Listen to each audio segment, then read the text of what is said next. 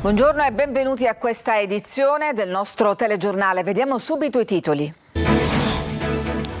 Nuova tragedia del mare a sud di Lampedusa. La nave Nadir soccorre un barcone all'interno dello scafo. 10 corpi senza vita. Sta per arrivare Minos, l'anticiclone africano con punte di 40 gradi. Il caldo non farà che aggravare la carenza idrica dell'isola.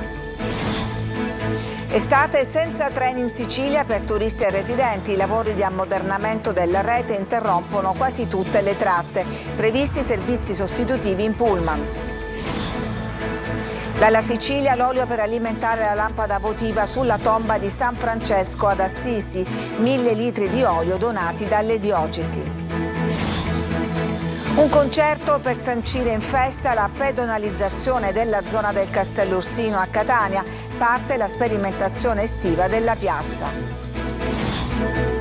Salina saluta il Mare Festival per l'ultima serata, risate con Uccio De Santis e i ricordi di Barbara Boucher. Calcio, trattative di mercato per le 4 big del calcio siciliano. Intanto a Catania è arrivato Toscano, pronto a sottoscrivere il contratto che lo legherà ai rossazzurri.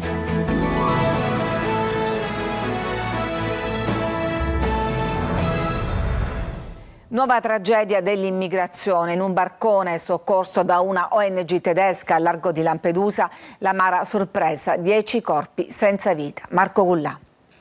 Ancora morti in mare, ancora, a poche miglia dall'isola di Lampedusa. Il veliero ONG tedesco Nadir ha soccorso un barcone in legno con a bordo 61 persone, ma per 10 di loro era già troppo tardi. Erano nella pancia dello scafo, invasa dall'acqua. Il team è intervenuto anche con un'ascia per rompere lo scafo ed entrare all'interno del barcone, una nuova tragedia dell'immigrazione. Il veliero sta viaggiando verso Lampedusa e a bordo ci sono anche le 10 salme recuperate, oltre alle 51 persone salvate. Per l'equipaggio sono stati giorni pesanti. Nelle ultime 24 ore ha soccorso 2 carrette del mare, recuperati oltre 50 migranti. Poi, dopo aver consegnato i profughi alla Guardia Costiera italiana, stamattina la ONG ha ripreso il monitoraggio fino alla tragica scoperta del naufragio. I nostri pensieri sono con le persone in lutto, siamo arrabbiati e tristi, hanno dichiarato gli uomini dell'ONG tedesca. La Fortezza Europa uccide. La barca era in acqua internazionale a poco più di 40 miglia da Lampedusa, nei pressi dell'area SAR maltese. In questi giorni, con il bel tempo e il mare calmo, sono previsti numerosi arrivi di migranti. Ma purtroppo le tragedie non sono finite, perché da questa notte la Guardia Costiera è impegnata nelle ricerche di eventuali dispersi a seguito del naufragio di una barca a vela con migranti a bordo partita presumibilmente dalla Turchia. L'attività è stata avviata dopo la segnalazione da parte di un natante di una barca semi-affondata. 12 naufraghi sono stati recuperati e affidati alle cure dei sanitari. Uno dei migranti è morto subito dopo le operazioni di sbarco. L'estate è appena iniziata, in Sicilia sta per arrivare la prima grande ondata di caldo, Minos, che non farà che acuire le carenze d'acqua. Tonino De Mana. In una Sicilia già assetata e su cui incombe lo spettro di Minosse, non il personaggio mitologico ma la prima vera ondata di caldo, si acuisce l'emergenza siccità con gli invasi sempre più vuoti e le campagne sempre più arse. Per la penuria di precipitazioni sono a rischio non solo le produzioni di grano, pesche ed ortaggi, ma anche uva da tavola e fichi d'India, con i primi segnali di sofferenza che arrivano da San Cono.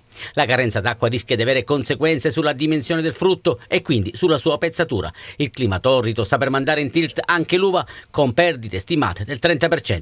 Intere zone della Sicilia, specie nel Palermitano e nell'Agrigentino, stanno pagando già un prezzo pesante, e a risentirne non è soltanto l'agricoltura. Rubinetti a secco nelle abitazioni private e non va meglio per il comparto turistico, e sono esasperati gli operatori del settore. Con qualche difficoltà sicuramente riusciamo in qualche modo a non far percepire ai nostri clienti quello che sono le difficoltà di fare impresa in una terra anche un po' maledetta come la nostra. Ci troviamo in forte imbarazzo, perché cosa possiamo dire?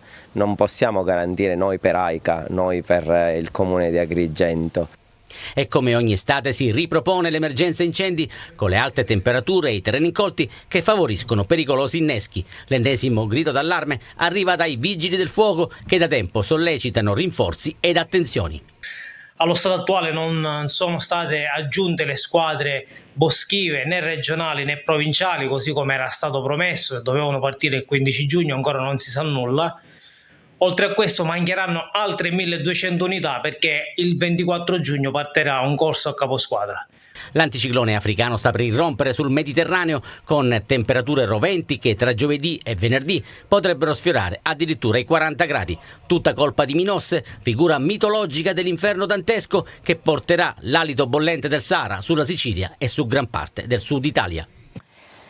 E sarà un'estate senza treni in Sicilia, sia per turisti che per residenti. I lavori di ammodernamento della rete interrompono praticamente tutte le tratte, previsti solo servizi sostitutivi in pullman. Luca Ciliberti.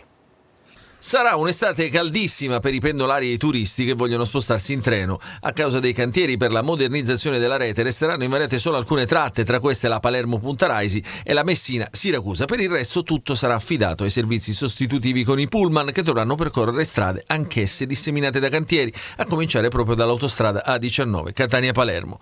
Fino a settembre verranno sospesi 4 treni giornalieri diretti all'aeroporto di Palermo da Agrigento, inaugurati appena 6 mesi fa. Fino a settembre resterà chiusa la Catania-Gela nel tratto da San Michele e Caltagirone. Anche a Ragusa stazione chiusa, fruibili solo i bus, senza treni Caltanissetta per la chiusura del tratto verso Agrigento, verso Catania, che durerà fino al 7 settembre, e fino al 15 settembre resterà chiusa la Palermo-Trapani via Castelvetrano, nei 116 km da Alcamo a Trapani, per lavori di potenziamento. I collegamenti tra i due aeroporti di Palermo e Trapani saranno garantiti anche qui solo dai pullman. Per i turisti che arrivano in Sicilia per l'estate 2024 si presenta una regione con molte tratte ferroviarie chiuse per lavori di ammodernamento e sostituiti con autobus. Questi per la tratta Siracusa-Ragusa-Gela-Caltanissetta, l'Agrigento-Palermo, la Palermo-Trapani. Benvengano i lavori di ammodernamento, speriamo quanto prima di vedere gli effetti positivi anche in vista di Agrigento, capitale della cultura. Intanto in Sicilia arrivano anche i soldi del Fondo Sviluppo Coesione promessi da Giorgia Meloni poche settimane fa a Palermo. Si tratta di quasi 7 miliardi di euro destinati a 580 interventi su tutta l'isola. Serviranno soprattutto per infrastrutture, strade secondarie e interventi per il dissesto idrogeologico. Nella ripartizione l'area metropolitana di Catania ha ottenuto oltre 1 miliardo di euro, risorse simili a quelle richieste ottenute da Palermo.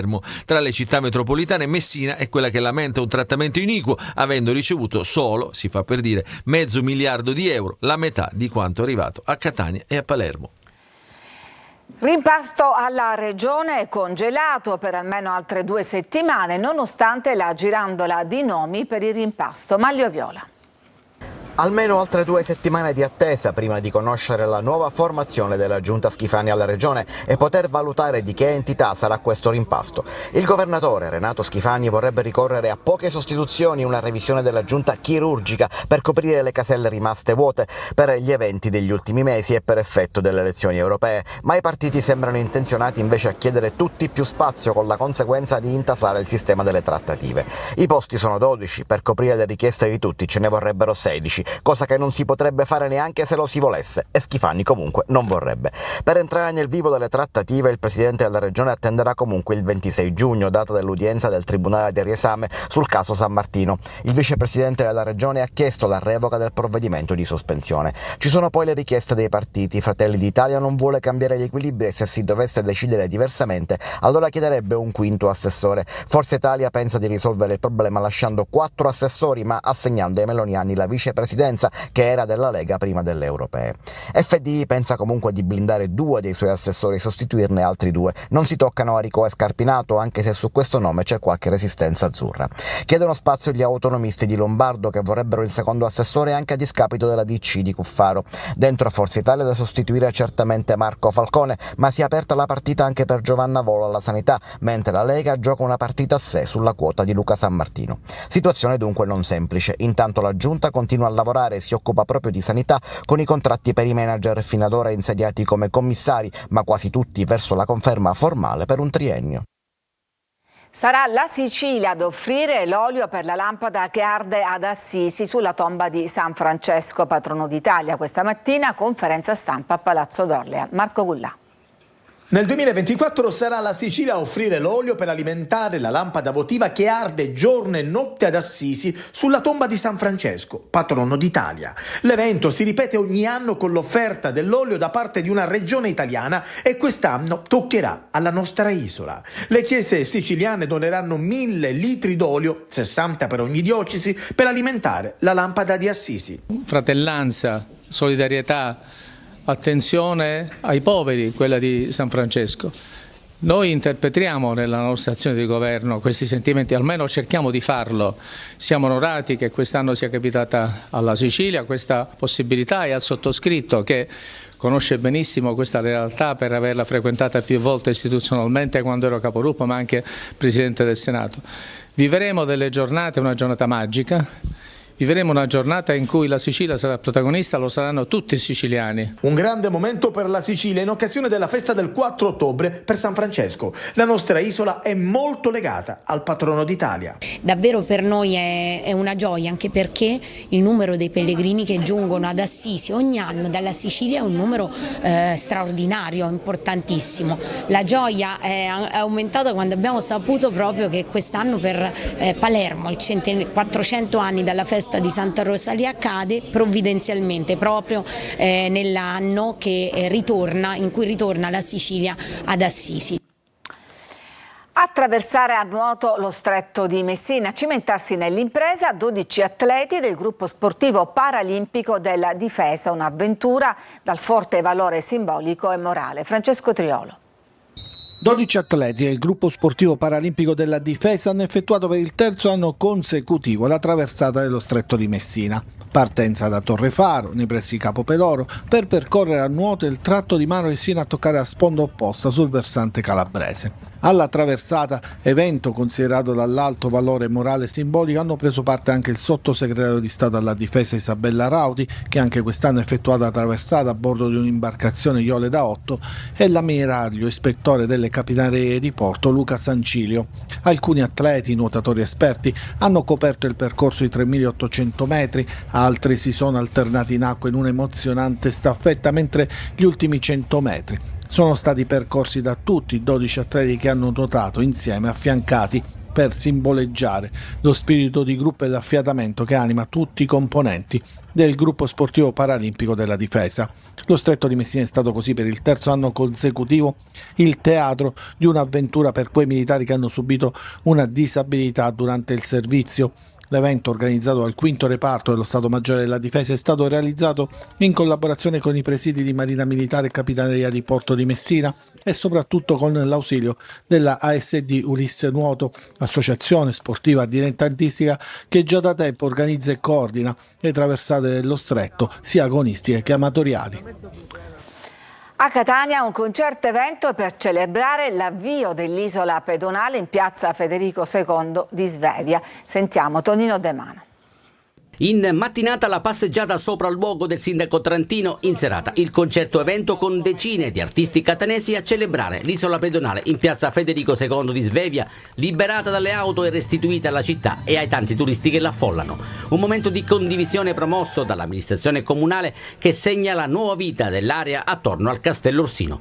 Sul palco la comicità di Gino Astorina, il gruppo dei Lautari, Rita Botto e Eleonora Bordonaro, l'orchestra dell'Istituto Angelo Musco e Mario Venuti, unica voce fuori dal coro con un post sui social in cui criticava non la pedonalizzazione ma la scelta del comune dell'area da chiudere al traffico. Note e suggestioni ai piedi del castello per una serata evento che i catanesi hanno mostrato di gradire. Per ammissione dello stesso Trentino sono previsti altri eventi musicali e culturali che renderanno ancora più vivace l'estate dei catanesi. A Palermo 2 giovani sono stati arrestati dai carabinieri per spaccio di droga nella zona dell'università, a incastrarli il fiuto del cane Ron. Sequestrati 800 grammi di marijuana, 700 di hashish e vario materiale per il confezionamento.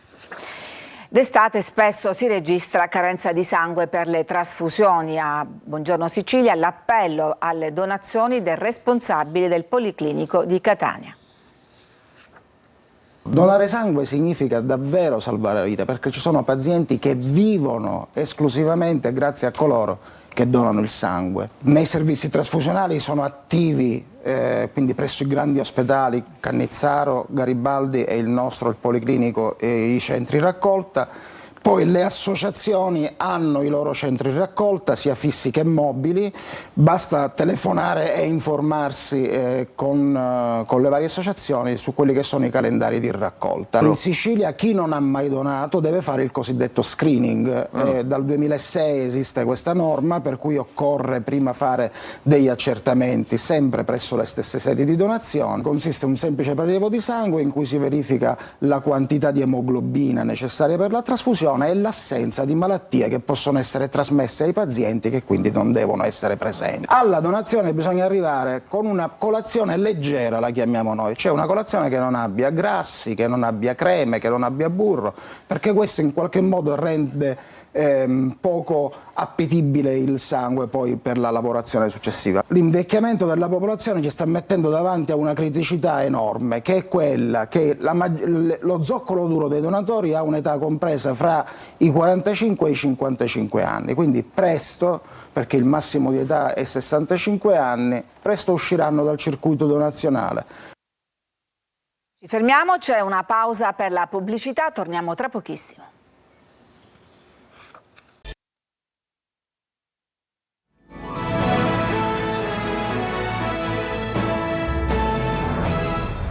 L'incasso della partita contro il femminicidio, un gol per la solidarietà, è stato consegnato stamattina da Citrezza dal patron della manifestazione Luca Napoli alla Caritas e a Tamaia Ollus, Simona Mazzone. La sensibilità dei cittadini ha fatto centro con oltre 30.000 euro raccolti con un gol per la solidarietà, la partita contro il femminicidio dello scorso 24 aprile, con il suo patron Luca Napoli, che quest'anno ha scelto un tema delicato e tristemente attuale. Ad oggi vedo ancora qualche autobus con la scritta "una partita contro il femminicidio", ed è quella frase, quella parola che deve rimanere impressa ai giovani ma anche ai genitori, perché devono dare l'esempio ai più piccoli che le donne non vanno toccate. L'incasso record per la manifestazione è stato devoluto a 2 tra le associazioni che operano con maggiore costanza e dedizione sul territorio, Caritas e Tamaia Ollus. Essere testimonial di questo evento, ricevere anche un gesto di generosità, ci fa comunque ricordare che la necessità del rispetto e dell'amore è la prima politica sociale. Sono tante le donne che si rivolgono a voi o c'è ancora reticenza? Le donne che si rivolgono a noi sono tantissime, circa 250 ogni anno, e quando apriamo di più i numeri crescono esponenzialmente. Non a caso la consegna simbolica dell'assegno è avvenuta sul lungomare di Acitrezza, dove nell'agosto di 3 anni fa è stata freddata Vanessa Zappala dal suo ex fidanzato e dove una targa ricorda quel femminicidio. Una ferita che rimane per sempre, una cosa atroce. La vita ci insegna che dobbiamo andare avanti. Presenti diverse istituzioni proprio per dare un segnale contro ogni forma di violenza. Sono concentrate sia le istituzioni, il privato sociale, tutti quelli, la Chiesa, cioè tutti quelli che evidentemente devono portare avanti questa battaglia di civiltà, di dignità. Il sindaco di Aci Castello Scandurra ha annunciato che a breve qui verrà realizzato un luogo che accoglierà tutte le donne vittime di violenza che hanno bisogno di essere aiutate, ascoltate e protette. Si è chiuso a Salina il Mare Festival Premio Troisi. Uccio De Santis fa ridere il pubblico, che scopre anche la vita di una icona sexy del cinema italiano come Barbara Boucher. La nostra inviata Eva Spampinato. Mi giuro, una mattina stavo là, mio padre che mi aspettava: dove stai andando? A fare l'esame, vieni qua, sono tre volte che fai questo esame e che vieni bocciato. Se vieni bocciato questa volta non mi considerare più tuo padre. Andai a fare l'esame, come tornai, stava là che mi aspettava: beh, com'è andata? Lo guardo, faccio: tu chi sei? La simpatia di Uccio De Santis ha animato l'ultima serata del Premio Troisi qui a Salina, in una piazza di Malfa piena di gente. A nuoto sono arrivato e ce l'ho fatta. Il Mare Festival si conclude con un altro racconto straordinario che attraversa la storia di più nazioni, dall'Europa all'America, fino ad arrivare all'Italia, dove Barbara Boucher incontra i mostri sacri del cinema e diventa un'icona. Abbiamo saputo che lei ieri ha voluto andare proprio nel luogo simbolo del postino a Pollara per vedere il tramonto. E mi hanno fregato, non c'era. Perché il cielo era un po' velato? Molto, e allora devo tornare. Uccio De Santis è riuscito a creare un racconto cross-mediale della sua comicità che passa dalla TV ai social e diventa virale. Perché sono pillole, sono brevi, sono comiche, la gente ha voglia di sorridere e quindi hanno funzionato tantissimo. E sono condivise. Le condivisioni numero uno. Quando dici quante visualizzazioni, no, vediamo le condivisioni, perché ovviamente quando un video è condiviso c'è il successo del video. Vai al monastero e prendi il cappuccino. Sì, ma ho preso il cornetto e il caffè. Questo programma di barzellette sceneggiate, però inizialmente sono 24 anni che festeggiamo questo programma, l'uscita di questo programma che si chiama Mudù, che è un'espressione pugliese, come per dire mamma mia Mudù. In un'isola che da 13 anni celebra il cinema e il genio di Massimo Troisi, non esiste una sala cinematografica che possa servire tutte le olie. Sarebbe bello se c'era un cinema anche qua, cinema Massimo Troisi, perché no? Magari, lancia questa idea. Ci fermiamo ancora, c'è la pubblicità, torniamo poi con la pagina sportiva. Tra l'altro a Catania è arrivato Toscano pronto a sottoscrivere il contratto con la società. A tra poco.